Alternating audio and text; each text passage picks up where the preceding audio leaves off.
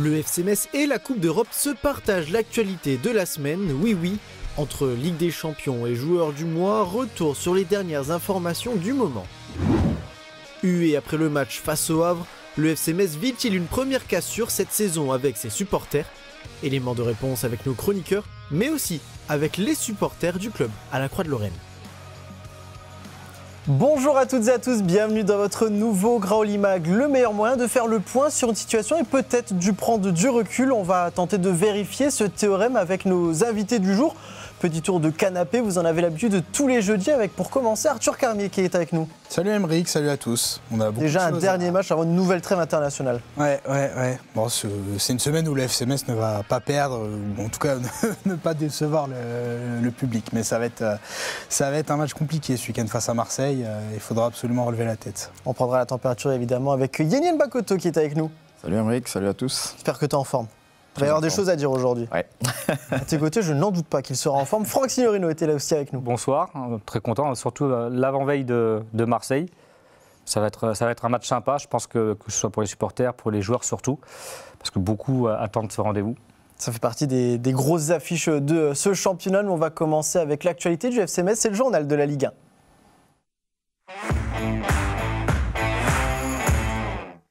Et on commence évidemment avec ce début de mois d'octobre qui rime avec la fin du mois de septembre, l'occasion pour les supporters de pouvoir voter pour le Grenat du mois. Est-ce qu'il y a un joueur qui s'est détaché du lot depuis ces dernières semaines? En tout cas, le club en a cité 4, Yekbek, Bama, Hein ou encore Kofi Kwao. Messieurs, est-ce que selon vous, parmi ces 4 joueurs, il y en a un qui s'est détaché plus que les autres au cours de ce mois de septembre? Pour ma part, je partirais plus sur Jean-Philippe Mamin qui, à mon sens, a été très costaud défensivement, a été assez régulier. Je pense que c'est l'un des plus réguliers. Et Kofi Kwao aussi, qui était aussi pas mal sur ses derniers matchs. Mais voilà, j'ai une petite préférence pour Jean-Philippe Mamin. C'est vrai que tu dis qu'il a été solide défensivement.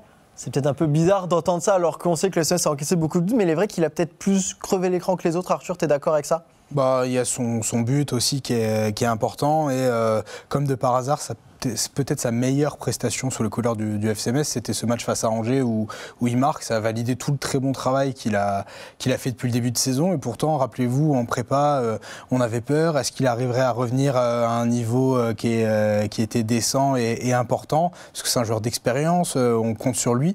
Mais il y avait quand même des doutes. Et je pense que sur le début de saison, il a quand même rassuré pas mal de monde. Maintenant, le paradoxe, et je pense que c'est pas seulement la faute des défenseurs, c'est tout le bloc équipe, tout le bloc défensif, toute une animation à trouver, parce que l'animation ça peut être aussi bien défensif qu'offensif. Ils doivent encore se trouver les Grenats et ça passera par un bon Jean-Philippe Bamin qui doit continuer sur sa lancée et l'idée, si je puis dire, cette défense. Un petit peu la tour de contrôle de cette défense, Franck, que ce soit une défense à 5 ou même à 4, peu importe qui sera à côté, il faut qu'il apprenne aux côtés de Jean-Philippe Bamin pour évoluer en Ligue 1 en tout cas. Ouais, mais j'allais dire justement que j'étais OK avec mes compères parce que c'était l'élément le plus stabilisé et stabilisateur. C'est-à-dire que Yekbe est arrivé, il a joué au bout de 2 jours face au PFC sur un côté. On a mis malheureusement lui une perte de balles alors que ça faisait à peine un jour et demi qu'il était là et qu'il ne jouait pas forcément au poste auquel on l'attendait. J'hésitais aussi avec Kwao parce que c'est vrai que lui, il est présent, est toujours dans l'investissement, toujours dans la générosité. Alors après, des fois, les prestations sont inégales parce que forcément, tu donnes beaucoup et tu ne peux pas être à chaque fois linéaire et être hyper performant tant offensivement que défensivement. Mais c'est vrai que de la part de Gébin, il apporte une stabilité, il apporte une sérénité. Il a été aussi décisif face à Angers. Très belle qualité de relance aussi. Une qualité de relance et tu penses que c'est autour duquel tu dois construire cette défense. Et cette stabilité de défense, parce qu'on le rappelle, il n'y a pas eu beaucoup de stabilité en c'est 6 journées, 6 défenses différentes, et ce sera encore le cas ce week-end, avec notamment le retour de Sadibou Sané face à une équipe qui est en pleine bourre en ce moment, on peut le dire, c'est la deuxième information. Il y a eu match cette semaine pour l'Olympique de Marseille en Ligue des Champions. Victoire 4-0 face à l'Ajax d'Amsterdam. Évidemment, on doit faire une petite parenthèse sur ce match, messieurs. On le sait, Marseille sur une lancée assez incroyable en ce moment. De sa défaite face au Real Madrid à cette victoire face à l'Ajax, Yeni, va falloir se montrer très costaud pour arrêter cette dynamique. Ouais, c'est une équipe qui est en confiance. C'est une équipe qui marque beaucoup de buts aussi. Et Ils ont battu le PSG. En Ligue des Champions, ils font un carton à domicile, donc forcément, ils vont venir ici pour prendre des points, tout simplement. Donc c'est une équipe qu'il faudra forcément se méfier. C'est une équipe qui joue le haut de tableau, qui joue la Champions League, qui va forcément titiller le Paris Saint-Germain pour le titre de champion de France. Donc ça va être compliqué. Ça va être un match très très compliqué pour le FC Metz. Donc il faut bien se préparer en tout cas à ce match-là. D'autant qu'on en a parlé, c'est une équipe qui n'a pas peur de faire tourner. Franck, on l'a encore vu en Ligue des Champions avec un milieu peut-être un petit peu inédit, que ce soit sur les titulaires ou même sur le banc. Le board Marseille a fait en sorte de s'armer pour jouer sur tous les tableaux cette saison. Oui, parce que leur but est de concurrencer le Paris Saint-Germain et de faire, il me semble, déjà une bonne campagne de Ligue des Champions, mais aussi de faire une deuxième année consécutive la Ligue des Champions, parce que ça faisait 3 ans qu'ils n'y figuraient pas. Après, là, cette année, l'objectif, évidemment, c'est pas de la gagner, même si dans les yeux de tous les supporters, c'est l'objectif, mais c'est d'y arriver au moins tous les ans maintenant et de se stabiliser dans cette compétition. Oui, parce que c'est ce qu'on reproche à cette équipe de Marseille. Ça faisait 3 ans qu'ils ne la connaissaient pas, avec des changements d'effectifs successifs et en nombre. Là, je pense que leur but, c'est d'avoir une certaine stabilité, mais cette équipe, je le rappelle, est plus à l'aise à domicile qu'à l'extérieur. Offensivement, du moins, a du mal à marquer, à déstabiliser. Donc, il y a quand même des failles dans cette équipe. Alors là, on va me dire que oui, contre Paris, c'était un match spécial, un derby. Le premier match de Ligue des Champions à domicile face à ses supporters depuis 3 ou 4 ans. Donc c'est des ambiances particulières. Là, ils vont venir à Metz, peut-être en confiance, peut-être aussi avec l'envie de faire tourner, de reposer. Et je dirais que ça peut être la force de ce FC Metz, devant son public, à obtenir une première victoire, un stade comble, contre un adversaire de prestige comme Marseille. Je pense que tous les ingrédients sont faits pour que cet effectif de FC Metz se surpasse et trouve en lui les ressources qu'il n'a pas su retrouver contre Le Havre ou Angers. Je suis content, tu n'as pas d'ambiance spéciale. On reviendra évidemment sur cette ambiance à Saint-Symphorien ce week-end. On sait c'est toujours un petit peu particulier de recevoir des équipes comme l'Olympique de Marseille. Arthur, je vais te poser une petite question, peut-être une colle ou pas, pas forcément. Demain, nous sommes le 3 octobre 2025. C'est un anniversaire assez important pour le FC Metz. Si je te dis 41. 41, ce ne serait pas les... Non. Dans ma tête, je pensais à... Ah si, les 41 ans de l'exploit à Barcelone. Exactement, on reste toujours dans la thématique Coupe d'Europe. Demain, le FC fera ses 41 ans après sa victoire assez folle sur la pelouse de Barcelone. Il est vrai que c'était quand même assez incroyable. Ça reste le plus grand match de l'histoire du club, selon toi ? Oui, je pense que oui, surtout avec le scénario du match aller. C'est la remontada originelle. Je pense que toutes les personnes qui déjà sont supporters du FC Metz, amoureuses du FC Metz ou bien suivent le club un petit peu de loin, c'est le match auquel on pense. Mais bon, malheureusement, c'est un temps bien révolu et il faut construire des choses loin de ce glorieux passé désormais. Ouais, on peut toujours se dire qu'il existe un Reims-Metz de l'année dernière pour essayer de se remobiliser un petit peu, même si c'est bien différent. Le FC Metz en Coupe d'Europe, c'est pas pour tout de suite, mais qui sait, peut-être dans quelques années. Avant ça, évidemment, le football, lui, ne cesse de changer. C'est la 3e information de cette semaine. Les nouvelles technologies ne cessent de pointer leur bout de leur nez, que ce soit dans l'arbitrage, dans le foot amateur, mais évidemment dans le foot professionnel. C'est ce qui a été présenté au district mosellan de football ce mardi soir en compagnie d'Antoine Léonard. Messieurs, il est vrai que, je vais surtout m'adresser à vous, Franck et Yeni, la nouvelle technologie, c'est quelque chose qui apparaît de plus en plus, beaucoup plus déjà qu'au moment où vous étiez avec le FC Metz ou pas ? Oui, beaucoup plus. Il y a eu changements avec la VAR, il y a eu beaucoup de choses. Là, on est sur la VAR, on est sur les GPS aussi, on sait combien de pas tu as fait, on sait quand est-ce que tu as arrêté de courir sur le terrain. Il y a eu beaucoup de choses qui ont évolué et je pense même un petit peu trop parce que on se base souvent autour de ces technologies-là et on oublie souvent le sportif. Donc des fois, tu sors de l'entraînement, tu penses au kilométrage que tu as fait à l'entraînement, mais pas forcément au nombre de passes réussies ou au nombre de... C'est plus l'optimisation sportive, à l'inverse peut-être du feeling qui a sa place dans ce sport. C'est exactement ça. Donc je suis un peu... je suis pas trop fan justement de ces nouvelles technologies-là parce que ça enlève tout la spécifique du footballeur. Mais voilà, bon après, faut avancer avec son temps, comme on dit. Faut savoir aussi se réadapter.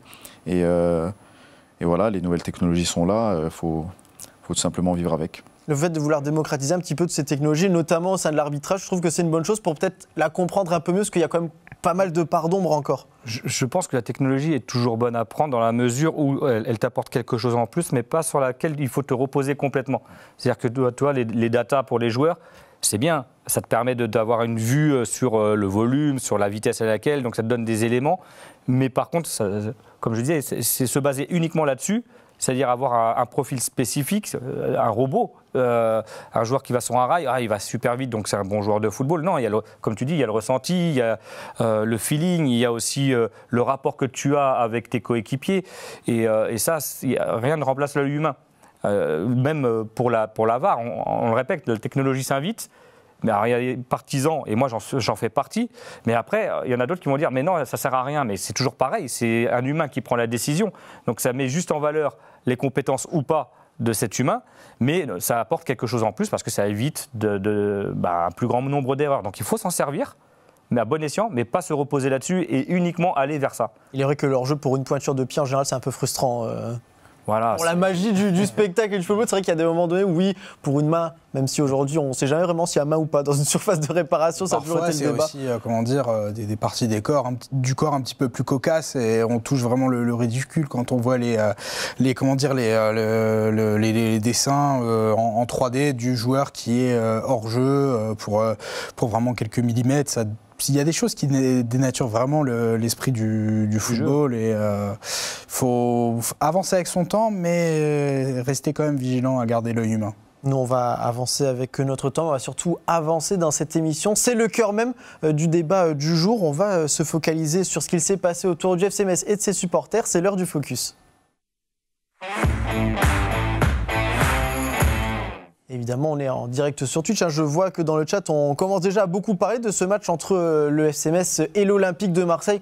On va revenir dessus, évidemment. Mais avant ça, petit point chronologique. Revenons quelques jours en arrière, lors de la réception du FC Metz de cette équipe du Havre, 0-0.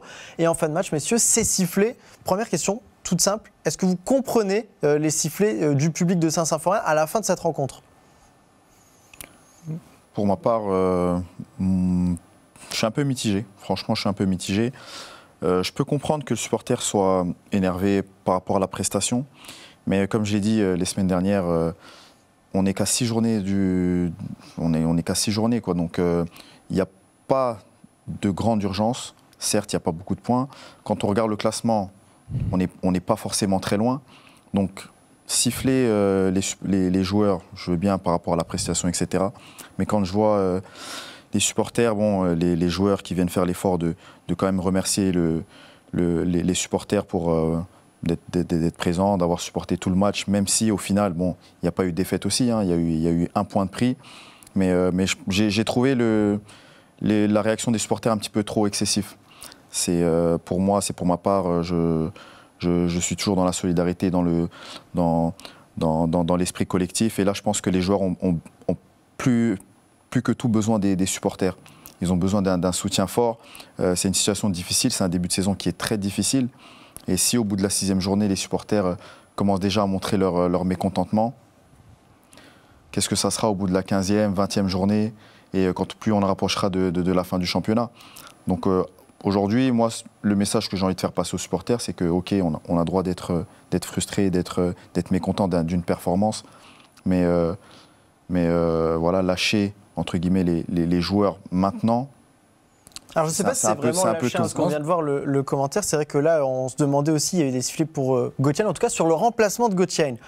Alors ça, c'est un peu l'info off. C'est vrai que lundi, on avait parlé un peu de ça dans l'après-match. Et après coup, on s'est dit, est-ce que les sifflets sont pour Gauthier lui-même ou peut-être pour le changement qui a eu lieu à ce moment-là, de se dire tu fais sortir ton capitaine, un joueur offensif pour faire rentrer, c'était Iboussane et Titaïchvili, je crois, à ce moment-là, ou Abouachvili à ce moment-là, les deux qui entraient, de faire sortir l'expérience de Gauthier et son statut à ce moment-là du match. Finalement, on a plus l'impression que c'est pour Gauthier qui, même s'il reste au-dessus du lot, évidemment, dans cette équipe de SNS, dans le cœur des supporters, peut-être un petit peu moins bon, mais comme son équipe, c'est vrai que c'est surtout la performance de ce match-là face au Havre, Arthur, face à un concurrent direct qui a vraiment fait défaut dans cette rencontre, peut-être plus que le contexte. Moi, les sifflets, je les vois vraiment comme un message des supporters qui veulent tirer le signal d'alarme. Ils voient qu'il y a quand même eu des bonnes choses depuis le début de saison. Mais sur ce match contre le Havre, on n'a vraiment rien vu de tout ça. On a vu une équipe qui a joué avec la trouille, qui avait peur de se surpasser. Et on appelle déjà à l'union sacrée dans les réactions des joueurs après le match. Mais on ne l'a pas vu sur le terrain, cette union sacrée. Pour avoir une vraie union, il faut que les supporters puissent se raccrocher, se rattacher à ce qu'ils peuvent voir sur le terrain. Or, contre le Havre, à défaut d'avoir une équipe en confiance qui maîtrise sa rencontre, comme ça a pu être le cas 2 semaines plus tôt contre Angers, on n'a pas vu une équipe qui s'est battue. Quand on est en difficulté, c'est peut-être le premier ingrédient à mettre, c'est cette fameuse grinta, cette combativité. C'est la chose facile, c'est pas le terme, mais c'est ce qu'il est le plus évident de mettre sur le terrain quand tu n'as pas toutes les qualités nécessaires dans tes pieds, dans ta tête à l'instant T pour impacter vraiment une rencontre. Et je pense que les supporters, ils la sentent venir. La nouvelle saison galère, on le sent tous venir aussi quand on a vu cette intersaison avec des joueurs qui sont arrivés tard, etc. Et je pense que c'est le bon moment pour réagir. Ce ne sont pas des sifflets de rejet, selon moi. Pour moi, c'est une équipe qui est toujours derrière son public, qui a voulu lui faire parvenir un message. C'est vrai qu'on voit les commentaires, ça ne veut pas dire qu'ils les ont lâchés non plus, ou s'il n'évolue pas très vite, les prochains matchs seront équivalents, c'est une alerte. Franck, on entend Arthur dire, voilà, on se rend compte que ça va être une saison compliquée, mais ça, on le savait déjà avant, en fait. Même avant le gain du barrage contre Reims, tu savais qu'avec l'équipe telle qu'elle était constituée, tu aurais des manques l'année d'après. Quand tu vois, par exemple, en défense centrale, tu savais le départ de Traoré et dans le vestiaire.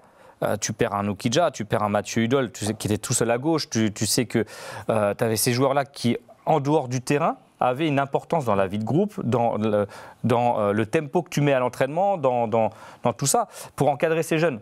On sait que les jeuns joueurs, et encore plus lorsqu'ils ne sont pas issus du terreau lorrain ou messin, c'est très fluctuant. Ils ne font pas forcément consciemment. Leur attitude peut évoluer, être fluctuante, mais c'est pas conscient. C'est pas dire, moi aujourd'hui j'ai pas envie de m'entraîner. Ça se laisse aller, etc. Et si t'as pas des personnes dans le vestiaire qui sont là pour te rappeler à l'ordre, ça devient compliqué. Et pour moi, le recrutement qui a été tardif, et notamment avec des joueurs venant de l'étranger, c'est compliqué. Tu n'as pas amené une certaine expérience. Donc après, c'était le choix sportif, c'était le choix économique, on peut dire ce qu'on veut.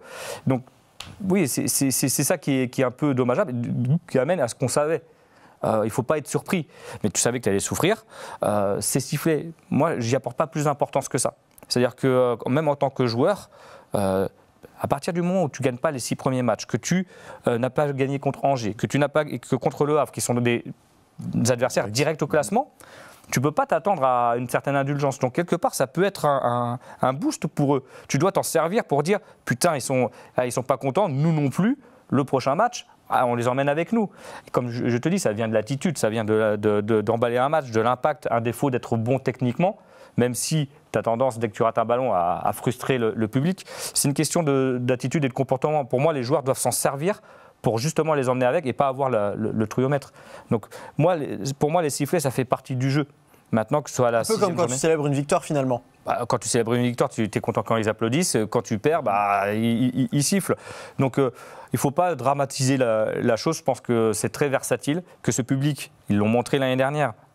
Tu gagnes un match, tu montres même si tu fais match nul contre le Marseille avec la grinta ou avec la manière, ne serait-ce qu'en résistant, hein, comme des fous parce que tu as mené un 0 ou un 0-0 contre Marseille et tu te jettes sur tous les ballons.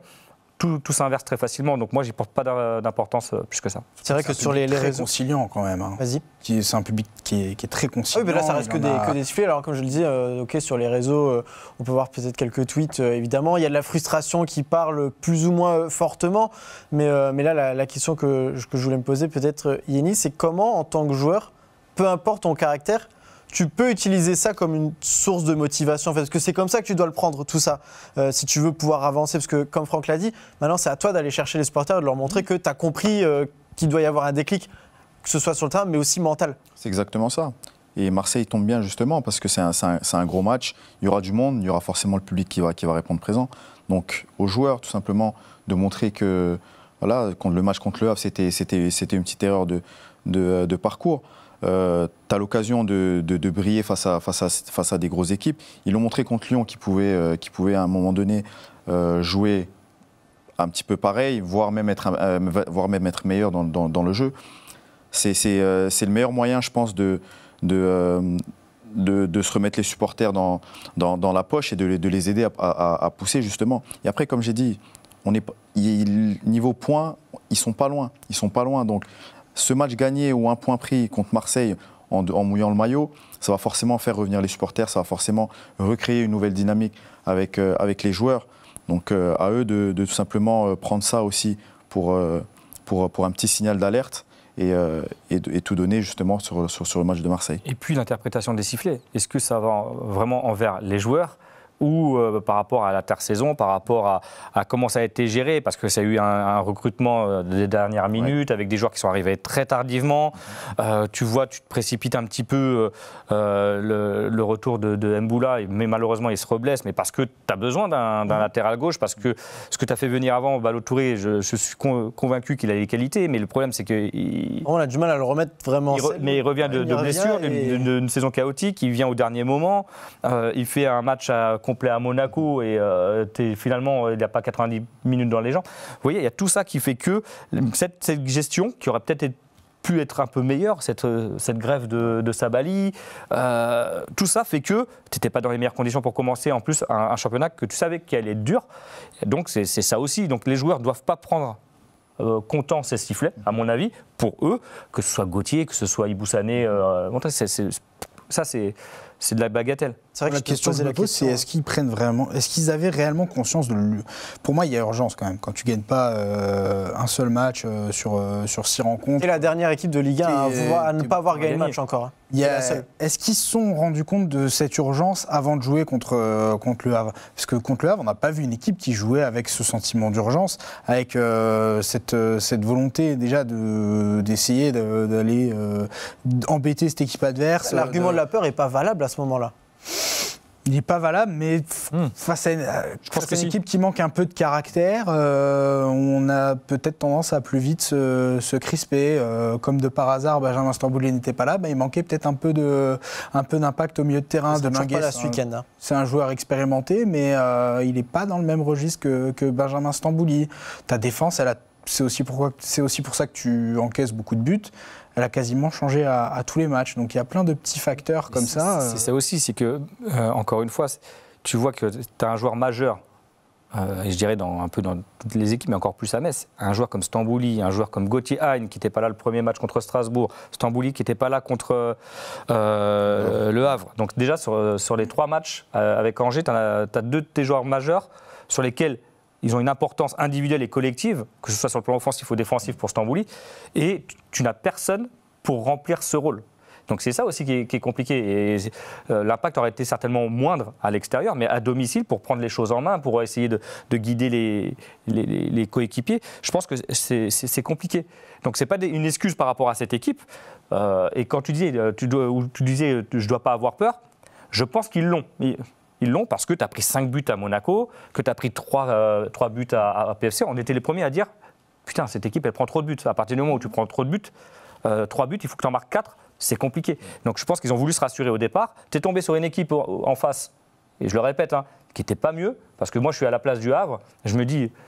Je me déplace chez un concurrent direct. En tout cas, chaque acteur a dit qu'il avait fait un mauvais match, que ce soit du côté de Metz ou de le Havre. Le Havre, ils n'ont pas fait l'effort de se découvrir à un poil pour aller titiller cette équipe de Metz qu'on sentait fébrile. Donc eux, ils ne doivent pas être plus rassurés. Donc chacun ses problèmes. Mais moi, ce que je veux dire, c'est surtout par rapport à ça, c'est que je pense qu'ils ont eu peur de se découvrir, de prendre un but, etc. Alors la peur n'évite pas le danger, et c'est ça mentalement qu'il va falloir leur apprendre. Est-ce que Stéphane Le Mignan, il a réussi, la réponse est non, vu le résultat et le match face au Havre, à insuffler justement avant la rencontre, durant la semaine, une dynamique positive, une dynamique guerrière pour justement ne pas jouer avec cette peur-là. Parce qu'on parle beaucoup du projet de jeu de Stéphane Le Mignan, qu'on a loué pendant toute la saison dernière. On a aussi loué cela sur les premiers matchs de la saison quand on voyait des bonnes choses. Mais le jeu, sans l'impact et le fait de gagner les duels, normalement, ça doit être le premier objectif du match, d'une rencontre, surtout un match face à un concurrent direct. Gagne tes duels au milieu de terrain. Moi, j'attends beaucoup de Traoré et de Deminguet face à l'Olympique de Marseille. C'est des premiers objectifs qui permettent de te rassurer dans une rencontre. Et quand tu gagnes les duels, tu as de bonnes chances de gagner déjà la bataille du milieu de terrain. C'est vrai que tout ça, ça fait partie un petit peu des éléments qui font que peut-être les sifflets du public ne veulent pas que de cette rencontre face au Havre. On a été justement leur poser la question. Cette semaine à l'entraînement à froid, évidemment, c'est toujours mieux pour être lucide, ou en tout cas, on l'espère. Petit inside dans cette émission avec la voix de Matteo Philippe.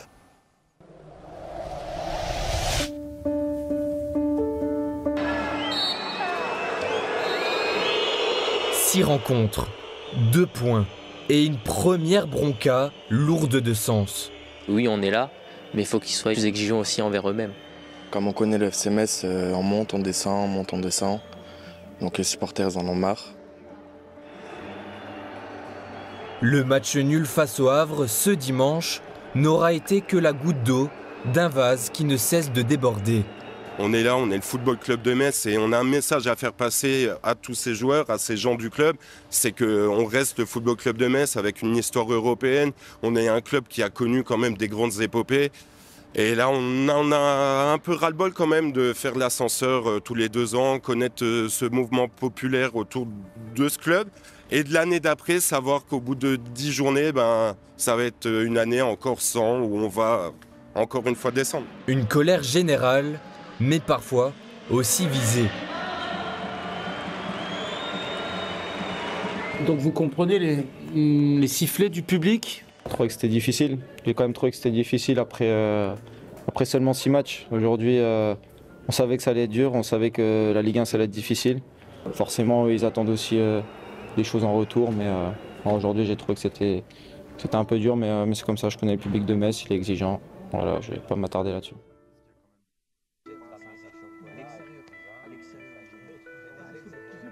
Quelques jours après la rencontre, les décibels sont retombés et la lucidité tente de reprendre sa place. Après, quand on pense au match de Monaco et Angers, c'est vrai que les matchs là, on doit ramener plus de points. Malheureusement, on ne le fait pas et je pense que c'est de l'agacement pour les supporters, quoi. Oui, je comprends très bien parce que on ne doit pas le perdre ce match-là. On manque de points, on doit remporter beaucoup de matchs et puis c'est des points perdus bêtement. Ça fait des années qu'on voit à peu près la même chose. Là, on parle déjà de relégation, on a à peine démarré, alors c'est un peu normal et le spectacle est comme pas très bon. Ce week-end, le FC Metz retrouvera déjà ses supporters avec un choc face à l'Olympique de Marseille. Seule interrogation, quelle sera l'ambiance au stade Saint-Symphorien à l'aube d'une nouvelle trêve internationale? Yeni, évidemment, on le savait plus ou moins, mais ça englobe plus de choses. Il est vrai qu'on a tous les ans peut-être l'espoir que ça se passe un peu mieux que d'autres, de revoir du jeu. C'est ce qu'on a vu l'année dernière. Là, cette année, de voir que là encore, ça ne suffit pas. En fait, c'est juste un ras-le-bol un peu plus général. Oui, comme les supporters peuvent le montrer. C'est vrai qu'ils en ont marre aussi de voir le FC Metz faire l'ascenseur. Ils aimeraient un petit peu plus de stabilité dans le championnat de Ligue 1, ce qui est compréhensible. Après, comme on l'a dit, on le répète souvent, Metz a mal démarré sa pré-saison, son mercato, démarre mal le championnat. Donc forcément, comme Franck l'a dit, on ne peut pas s'attendre à un début de saison canon ou un meilleur début de saison. C'est pas facile. Moi, je comprends tout à fait les supporters qui sont mécontents. Après, je rejoins aussi, comme j'ai dit, Gauthier Hein, c'est que la 6e journée. Voilà, il faut aussi alerter un petit peu les joueurs. Mais aujourd'hui, je pense qu'il y a besoin aussi de soutien, beaucoup de soutien. Et du soutien, je pense qu'ils en auront aussi face à Marseille. Parce que, comme on voit là sur ces images-là, les supporters sont venus à l'entraînement. Ils sont présents et ils seront toujours présents. Et les supporters c'est les seuls qui restent. Donc les joueurs, les entraîneurs passent, mais les supporters restent et forcément resteront. Mais voilà, aujourd'hui, il y a besoin de solidarité. Je sens que Metz a besoin de soutien, beaucoup de soutien, notamment après ce début de saison très difficile. Et aujourd'hui, faut que les supporters suivent, même s'ils sont mécontents, et ils vont suivre.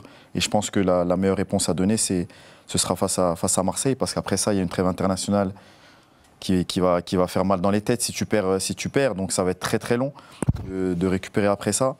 Et il y aura beaucoup de questions, les joueurs vont cogiter forcément, le staff va cogiter, tout le monde va cogiter et ça va pas être bon, ça va être un petit peu négatif tout ça. Donc un résultat s'impose face à l'Olympique de Marseille. C'est vrai que tu m'as devancé un petit peu, Franck. On l'a dit, il y a cette trêve internationale qui arrive. Obligatoire, évidemment, parce que pour travailler, ce sera différent. Des joueurs vont partir, tu ne sais pas dans quelles conditions tu vas être. Le mauvais résultat est encore plus bienvenu avec une trêve internationale ou pas ? Moi, je vais partir sur des intentions. Je pense que pour te mettre le public dans la poche, c'est que le public relève le manque d'intention. Alors par crainte, je dirais pas par motivation, mais sans angle d'idée. Je pense qu'à partir du moment où tu mets les intentions face à l'Olympique de Marseille, et même si si malheureusement tu perds le match sur 2-1, sur un fait de jeu, etc., mais que tu as mis les intentions, tu as mis les ingrédients, que tu t'es battu comme des lions, etc., le public, pour lui, ne s'attend pas à avoir un résultat contre ce genre d'équipe. C'est contre le genre d'équipe comme Le Havre, comme Angers, où tu dois montrer ses intentions. Manque de bol, c'est contre Le Havre. Il y a eu cette chose, cet attentisme qui a fait le déclic pour le sifflet. Maintenant, avant une trêve, c'est toujours mieux de finir sur une victoire. Ça c'est certain, ou au moins un très bon match, mais c'est pas ça qui va définir ta saison. Non, on a pris la température avec les supporters à l'entraînement, évidemment. On a profité de ce jeudi, 48 heures avant la rencontre face à Marseille, pour poser la question à Stéphane Le Mignan. Comment vit-il cette situation ? Comment a-t-il vécu ces sifflets ? Élément de réponse. On comprend les supporters parce qu'ils veulent des résultats, parce qu'ils veulent que l'équipe soit mieux classée. Les joueurs, le staff, les dirigeants, tous ceux qui travaillent au FCML veulent des meilleurs résultats. Évidemment qu'on va se battre pour cela. Ils s'attendaient à un match de meilleure qualité d'une façon générale. Ils ne l'ont pas trouvé. Bon, c'est vrai qu'on est très tôt dans la saison et faut pas non plus crisper les joueurs de ce côté-là. Je crois que le discours depuis le début, il est clair. Hein. Les dirigeants ont parlé, expliqué comment ça allait pouvoir se développer, vu la situation extraordinaire. Peut-être que ça s'accentue avec la situation financière des clubs. Maintenant, nous, depuis le début, moi, depuis que j'ai signé quasiment au FCML, je sais que ça va être ça. C'est-à-dire que quand on est en Ligue 1, si on avait le bonheur de monter au bout d'une saison, la difficulté, c'est de pouvoir rivaliser avec des équipes qui ont des moyens et des capacités financières supérieures. Donc, il faut d'autres idées, c'est de trouver. Et puis un petit peu de patience aussi par rapport à ça. Mais c'est sûr qu'on va... Voilà, celui qui rêvait d'être dans le top 5 ou top 6, c'est un rêveur. Des fois, il faut des rêves, je suis d'accord, je suis le premier à en avoir, mais bon, il faut être un petit peu réaliste quand même. Bon, Arthur, si on comprend bien, le FCMS ne sera pas européen cette saison. Ça, c'est la mauvaise nouvelle. C'est jamais si on gagne la Coupe de France. Même en cas de relégation. C'est encore la Coupe de France. Donc peut-être, en tout cas, le FCMS ne sera pas 5e ou 6e, visiblement. Ça, c'est encore une autre histoire. Comment tu analyses un petit peu ce que le coach a dit en conférence de presse ? Je vais faire une analyse, pas tant sur ce qu'il dit, mais plus sur la forme. J'ai pas l'impression, après c'est normal, qui est entièrement serein lorsque tu gagnes pas une seule fois en 6 matchs, mais il dégage pas une grande sérénité, je trouve.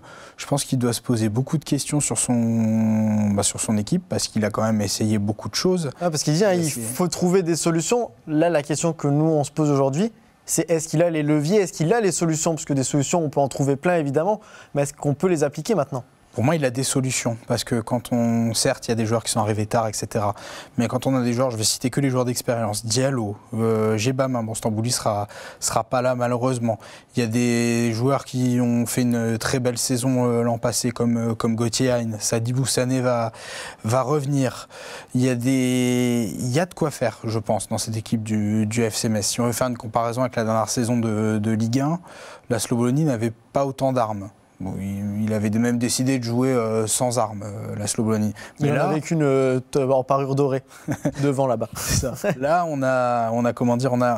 je pense Stéphane Le Mignan a des joueurs à sa disposition qui pourraient lui permettre d'avoir des résultats, sans que ce soit facile évidemment. Mais maintenant, c'est la façon dont il va c'est pas seulement les positionner, c'est pas seulement tactique, parce que je pense que c'est un domaine, il est quand même très pointu, mais c'est sa capacité à être un meneur d'hommes. C'est là aussi où on attend cet entraîneur dans la difficulté avec ses joueurs cadres, parce que ce n'est pas que l'entraîneur, c'est aussi aux joueurs de faire union avec le coach. On n'a peut-être pas forcément vu ça contre Le Havre lors du dernier match. C'est à tout ce collectif, joueurs, entraîneurs, staff, d'insuffler quelque chose et d'avoir autre chose que ce qu'on a vu dernièrement, d'avoir du jeu, des intentions et aussi une volonté un petit peu guerrière, parce que tu es face à un rapport de force déséquilibré contre l'OM. Donc tu dois inverser les choses avec tout ce que tu peux. Même si c'est de l'agressivité, il faut. De toute façon, de l'agressivité, on a un défenseur et un attaquant qui défendait, soit Albert Cartier. Ici, je pense qu'ils n'ont pas fait un grand match sans avoir une bonne dose d'agressivité. Yeni, t'en parlais beaucoup depuis le début de cette émission, c'est que le début du championnat. L'espoir, on peut encore l'adopter selon toi? Oui, bien sûr. Moi, j'ai regardé le classement. Au-delà de, est-ce qu'on doit l'adopter? Oui, il le faut. De toute façon, dans tous les cas, il le faut. Il faut espérer. Quand je regarde le classement, Metz a 2 points. Il me semble que c'est le 9e. Je crois que c'est Brest en a 7. Donc, tu as 5 points. Donc, 5 points, c'est peut-être beaucoup pour le FC Metz, mais c'est aussi peu. Donc, il suffit d'une bonne série, positive pour se relancer. Maintenant, est-ce qu'ils en sont capables? Est-ce qu'ils sont capables de passer au-dessus de ça? Est-ce qu'ils sont capables de justement augmenter le niveau de jeu? À un moment donné, peut-être que le salut ne passera pas par le jeu, parce que le Mignon, c'est vrai qu'il aime bien jouer, il aime bien que son équipe joue, mais à un moment donné, il faut peut-être passer par l'agressivité. Parce que pour avoir un autre constat, c'est ton match le plus moche de la saison, tu n'as pas encaissé de but, tu as pris un point. Non mais pour moi, tu as doublé ton nombre de points même. Je complète, c'est que tu as beau faire le jeu suffisait l'année dernière, tel qu'il était, pour faire des décalages, parce que tu étais déjà 30 mètres plus haut. Donc tu faisais un peu du handball, je le répétais, ça manquait de percussion pour moi et de verticalité. Et ça te suffisait parce que tu étais proche des buts et qu'à un moment donné ça s'ouvrait et que tu avais comme chef d'orchestre Gauthier qui était proche des buts et qui pouvait faire le décalage à un moment donné. Là, tu as toujours la possession. On va se dire, c'est bien, on arrive à avoir 54%, etc. Mais tu l'as chez toi. Pas il te manque cette transition où tu vas aller un peu plus vite, un peu plus d'impact. Et comme tu dis, tu dois faire plus preuve d'agressivité à la récupération du ballon, un peu plus de fautes intelligentes. Je ne dis pas qu'il fallait casser des jambes, comme Sadibou, il a fait une erreur d'appréciation, ou comme un Kiki Kouyaté à un moment donné, il y a 2 saisons ou 3 saisons contre Guingamp. Oui, si on peut éviter de finir sur un Metz-Guingamp à 6-3 et 12 cartons non, mais ce que je veux dire, c'est qu'à un moment donné, il faut quand même allier le jeu, c'est bien. Par contre, il faut allier l'impact, il faut allier l'agressivité, montrer les dents. Et je pense que c'est à ce niveau-là que cette équipe pêche. On l'a vu contre Monaco, contre Le Havre, je n'ai pas exactement les stats, mais je ne pense pas qu'il y ait eu énormément d'agressivité.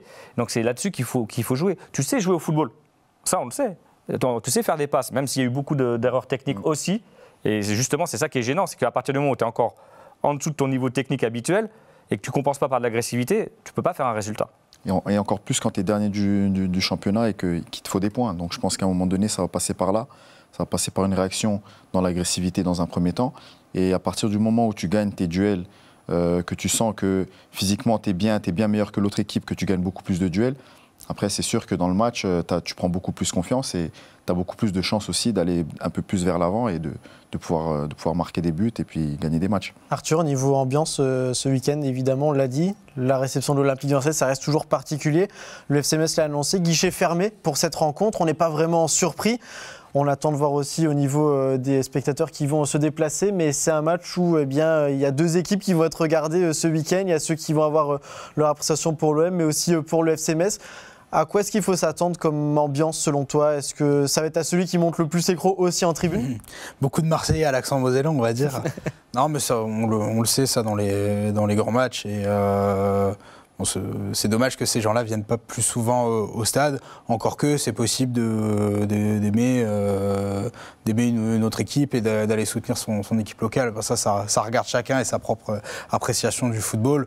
Moi, je pense que ces gens-là qui vont venir au stade, dans les tribunes latérales, etc., c'est pas les supporters qui font le plus de bruit. Et on va s'attendre évidemment à des groupes de supporters messins qui vont donner le ton, qui vont être motivés pour peu que le début de match se passe bien et qu'on voit justement des choses qu'on a envie de voir avec de la bonne agressivité, de l'envie, de la combativité, même si tout ne serait pas parfait sur le plan footballistique. Le public va être automatiquement emmené dans ce match. Mais dans tous les cas, il y aura, je pense, une belle ambiance. On sait que les groupes de supporters marseillais, quand ils se déplacent, ils sont toujours motivés. Donc ça va être une belle fête si ça se passe bien pour le FC Metz.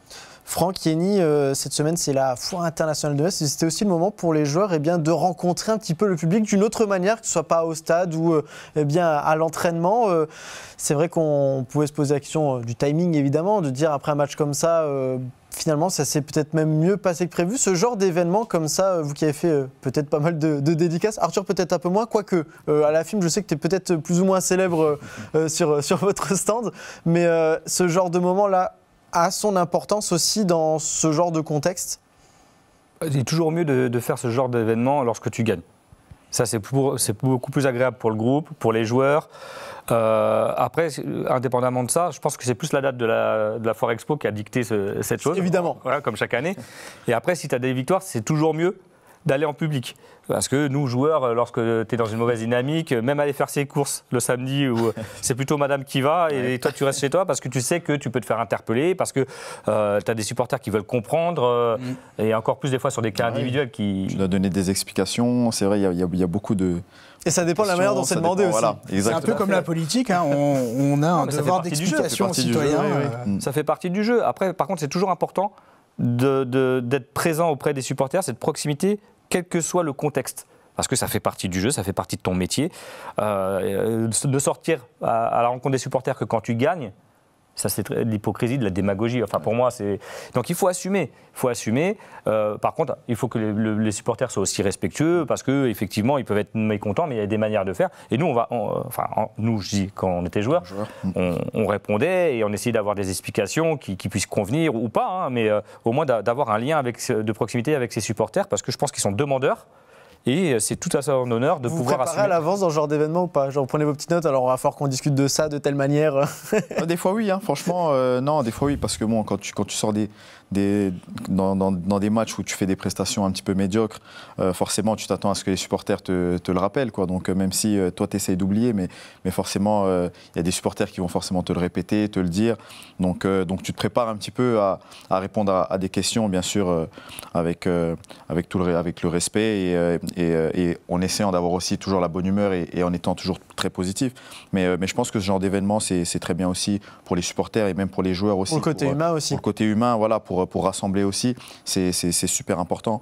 Et puis comme on voit, comme j'ai dit toujours, les supporters, ils viennent toujours, ils sont en nombre. Et c'est important aussi que les joueurs sentent la présence des supporters derrière eux, malgré tout, même malgré le contexte. Donc voilà, je pense que c'est une bonne initiative. J'irai même plus loin. Je veux dire que quand tu vas à ce genre de prestations, de dédicaces, etc., tu viens quand même récompenser les fidèles. Et ceux qui viennent te voir, ce ne sont pas forcément les plus véhéments, agressifs. La majorité, ce sont les vrais qui t'apprécient en tant que joueur et qui prennent la globalité, les supporters vrais du FC Metz, etc. Et ne pas y aller ou, par exemple, faire montre de nervosité ou de bougonner, c'est justement eux qui sont sanctionnés parce que d'autres, un ou deux, c'est rare quand on vient te demander des explications de façon agressive, etc. Donc je trouve que c'est quand même important d'avoir ce socle, d'être présent avec eux. Donc je pense que c'est très très bien. Après, c'est sûr que quand tu vas en période de victoire, il y a beaucoup plus de monde qui viennent. Ouais. Ça, c'est une certitude. Et puis aussi, c'est le moment de voir des gamins. Ouais. Je pense qu'on reste quand même des références, même quels que soient les résultats du moment, par rapport à ces gamins, par rapport à des familles. Donc c'est toujours bien. Arthur, est-ce que tu as été gratté de ta dédicace, toi?